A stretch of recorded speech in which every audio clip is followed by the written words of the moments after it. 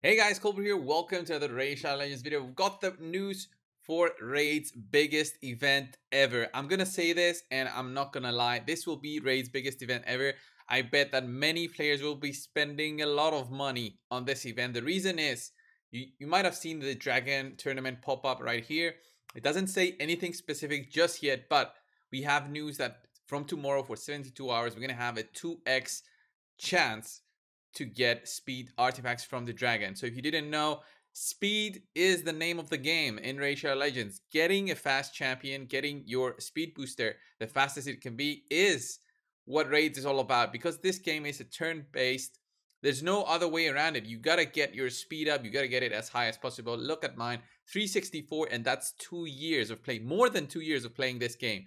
364, I can't even remember the last time I had an upgrade on my arbiter, and she's by far not the fastest arbiter out there. There's so many arbiters out there that are faster than me. So getting some speed here is not only going to help you for arena if that's what you're looking for in the game, but it's also going to help you speed tune your teams for other areas of the game. So with the introduction of Dungeons 25, we've got the one aspect is it's quite hard. It's quite harder than what 20 was before that. So we have Dungeons 25 for about 2 weeks now. They're quite significantly harder. We are building teams already that can do them in 2 minutes, under 2 minutes, under 1 minute even for Dragon 25.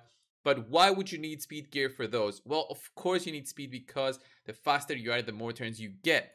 But champions like Lydia, for example, which is a main character in I think every single one of them except Spider 25.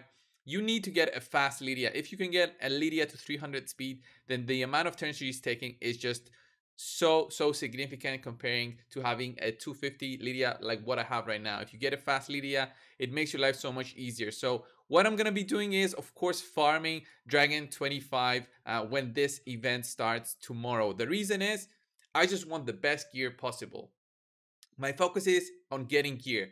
But this is my warning for you guys. If you are trying to get a team going and you're trying to think, okay, which stage should I be farming? It depends. It really depends on where you are in your Raid Shadow Legends journey. If you are a brand new player, warning, do not try to beat any stage higher than 13. There's no reason for you to, okay? If you are a brand new player and you can actually barely scrap through, maybe beat up until maybe 14 or 15, then stop. Just go back, farm stage 13. That's the best place for you to be farming. The reason is it is where the 6-star gear starts to pop up within the loot table.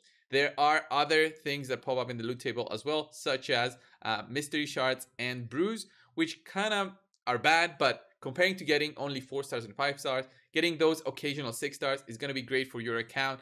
Getting those occasional 6-star speed items will be fantastic. It won't be guaranteed, or it won't be as high as, of course, doing stage 25, but stage 13 will do.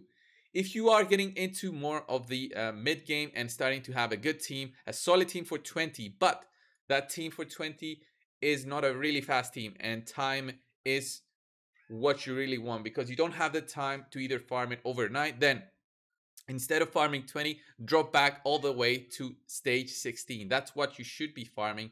Farming stage 16 is what's going to help you get better items. Of course, not getting any brews or mystery shards, but also you will be spending less energy than farming stage 20, and it will be way faster because of the difficulty difference. And if you are a player closing into endgame, then that's where you need to start wondering which is better, 20, 24, or 25. There's a big difference between those 3 stages, and I'll show you a really good example. Which one is better? This table was not made by me, it was made by people who are better at maths than me. So in an example of if you are gonna spend 10,000 energy, it shows the amount of runs you can actually do on 20, 24, and 25. The chances are they're stated, and it's pretty clear on the differences which you might expect. Of course, the chance to get a 6-star legendary is way higher on 25. It's 4.14%. It's about it's not that high compared to stage 24. I would say the difference in the amount of runs though is quite significant. I mean, you can do 500 runs on 25 and 556 runs on 24. So it's quite significant when you got 56 more runs on 24, and the difference is only a 0.44% in getting a 6-star legendary. I mean, the difference is obvious. Of course, the difference is also obvious from doing stage 20 to stage 25. The chance to get a 6-star legendary goes from 2% to 4.14%. So the absolute maximum amount in terms of quality that you can get from an item, it's gonna be on stage 25. If you are one of those endgame players, then you're probably not even watching this video, to be frank.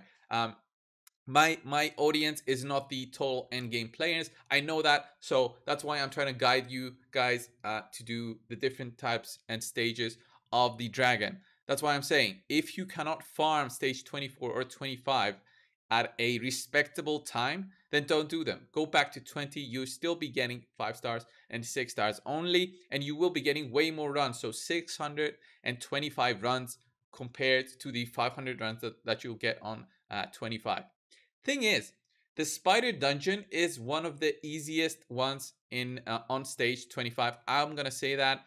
Of course, you need a pretty good team to just progress through. My team is not optimal. I mean, I would rather have the Prince Kymar in here, and I would rather have a Draco here. This team, the Draco and Prince Kymar, can do this in a solid minute, and depending on your gear, can do it even faster.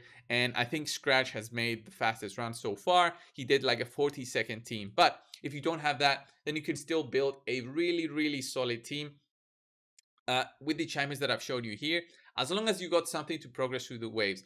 What's really going to be important is, of course, a defense down weekend. If you don't have that, then what are you doing in stage 25? Go back to 20. Defense down weekend. If you got Seer Lydia combo, it's a pretty much guarantee that you will be using them, because it's the fastest way to go to the boss. You see, I go there in about 20 seconds, and after that, it's all about what kind of combos you have. How many poisons can you apply to the boss, and how fast can you apply them? How fast is your Seer? How much gear does she have? Those things are really important for you to get through both the waves, but also get some damage done on the boss. Seer has a max cap on doing damage on the boss, so that's where poisons come into play. Poisoners are really important within this game. These are the biggest sources of damage when fighting this big boss here. You can see here my team has mostly died. Both my Seer and my Renegade has died, but also my Althar. The thing is, I want them to die because here Battle Khazar will be carrying my team, and he'll be just spamming his skills. Ideally, I would have had also Lydia just be a little bit weaker so she could die, so she wouldn't be taking her turns. She's quite slow, so she is taking turns where she shouldn't be taking the turns. My Battle Khazar can't take a few hits because he's built really tanky. I've built him with about, I want to say, 75,000 health. He can take some punishment, and he can also dish it out in the way of poisons. He's got refresh gear on, so he gets some refreshes going, and that's my team. It can actually farm it at a 1 minute 30. If my Seer doesn't get one-shotted at the start, and she manages to get one at least AoE down, this team is actually going very slow on this run.